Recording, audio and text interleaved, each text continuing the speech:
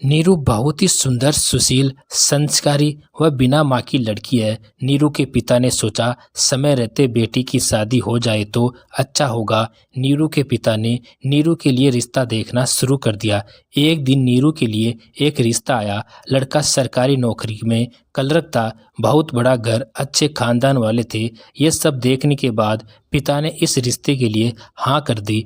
नीरू के पिता ने सोचा बिना माँ की बेटी है, वहाँ पर सास के रूप में इसको माँ मिल जाएगी। लड़का सरकारी नौकरी में है, मेरी बेटी ससुराल में आराम से रहेगी। नीरू के पिता ने लड़के वालों को नीरू को देखने के लिए सोमवार को बुला लिया। सोनू और उसकी माँ कमला देवी नीरू के घर पर गए।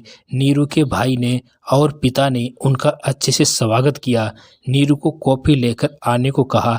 जब नीरू कॉफ़ी लेकर आई तो सोनू की माँ ने नमकीन की तरफ देखते हुए कहा, मैं ये लोकल नमकीन नहीं खाती, मैं स्टैंडर्ड वाली नमकीन खाती हूँ। इसमें नीरू के पिता ने कहा, कोई बात नहीं जी, आगे से हम ध्यान रखेंगे। नीरू के पिता ने कहा, आप लड़की को देख लीजिए, नीरू से कुछ पूछना हो तो पूछ लीजिएगा।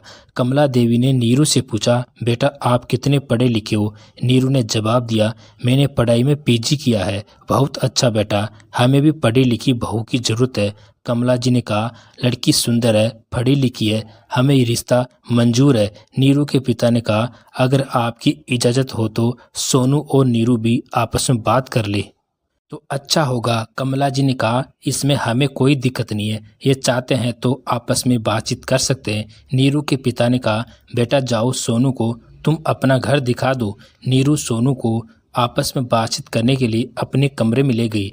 नीरू ने सोनू से कहा, मैं आगे पढ़ना चाहती हूँ और नौकरी करना चाहती हूँ। सोनू ने कहा, एक बार शादी हो जाने दो, फिर देखेंगे। नीरू और सोनू आपस में बातचीत करते रहे। उधर नीरू के पिता ने कमला जी से कहा, आपको दहेज में क्या चाहिए, अभी खुलकर बता देना। इसमें कमला जी ने कहा, जी नहीं, हमें 1 रुपये में ही शादी करनी है, हमें दहेज वगैरह नहीं चाहिए, बस आप बारातियों की खातिरदारी अच्छे से कर देना। नीरू के पिता ने कहा, जी ज़रूर, हम अपनी तरफ से कोई कसर नहीं छोड़ेंगे। बारात का स्वागत करने में इतने में सोनू और नीरू उनके पास आ गए। कमला जी ने सोनू से पूछा, कैसी लगी नीरू? तो सोनू ने हाँ भर दिया और बोला, आगे आपकी मर्जी माँ। तो कमला जी ने नीरू के पिता से पूछा, आपको कैसा लगा हमारा बेटा? नीरू के पिता ने कहा, हमें भी आपका लड़का बहुत पसंद है। दोनों घरों की रजामंदी से नीरू और सोनू का रोका उसी दिन कर दिया और रिश्ते को पक्का कर दिया।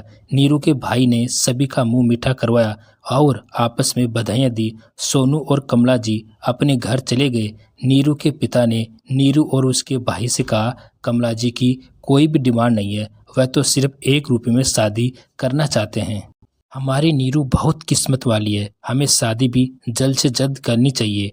उस तरफ सोनू और उसकी माँ घर पहुँचते हैं। कमला जी सोनू से कहती है, कैसा लगा? सोनू कहता है, माँ कुछ खास नहीं, मुझे नहीं लगता शादी में वह कुछ दे पाएंगे। माँ तुमने तो दहेज के बारे में खुलकर बात किया होगा ना? कमला जी ने कहा, कैसी बात, कौन सी बात? मैंने तो सिर्फ 1 रुपये की बात की है, लेकिन हाँ, मैंने उन्हें इशारों इशारों में समझा दिया। कुछ दिन ऐसे ही बीत गए। एक दिन नीरू के पिता ने कमला जी के घर पर फोन किया और कहा, मैंने शादी का मुहूर्त निकलवा लिया है। शादी का मुहूर्त 2 निकले हैं, अगर आपकी इजाज़त हो तो एक मुहूर्त बता दीजिए। 15 और 20 जनवरी के ये मुहूर्त निकले हैं। कमला जी ने कहा, 20 जनवरी वाला मुहूर्त सही होगा, क्योंकि तुम्हें शादी की तैयारी भी तो बहुत सारी करनी है, आपको थोड़ा समय भी चाहिए होगा।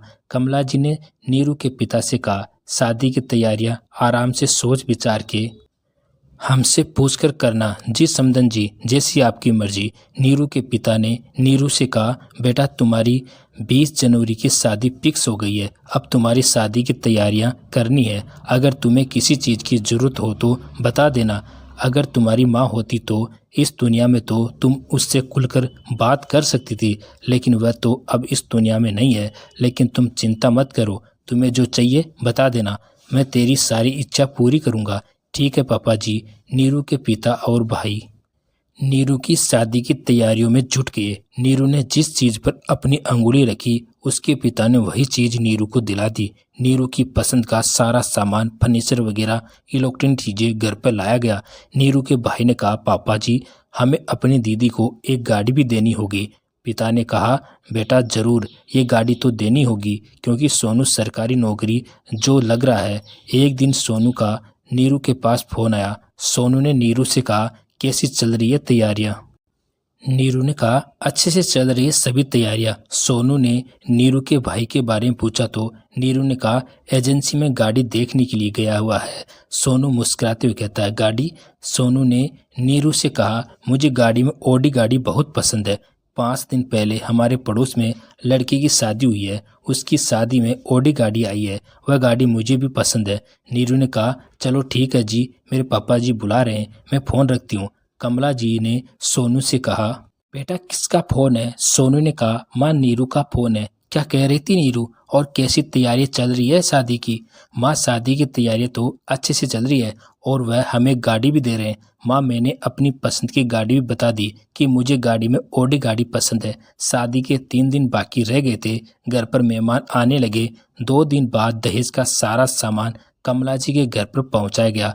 आस पड़ोस गांव वालों ने सामान देखकर तारीफ की, लेकिन जब नीरू का भाई सारा सामान देकर घर पहुंचा तो उसके पास कमला जी और सोनू का फोन आया। सोनू कहने लगा, इतनी घटिया साड़ियाँ, ऐसी साड़ियाँ तो हमारे नौकर भी नहीं पहनते, और ये बेड कहाँ से लेकर आए हो? इतना घटिया डिजाइन देखा है? कमला जी ने कहा, हमें पता नहीं था कि तुम अपनी बहन को धक्का दे रहे हो। अगर तुम्हारे पास दहेज में कुछ देने के लिए नहीं था तो तुम्हारी बहन की शादी किसी कचरे चुगने वाले से कर दी होती तो अच्छा रहता।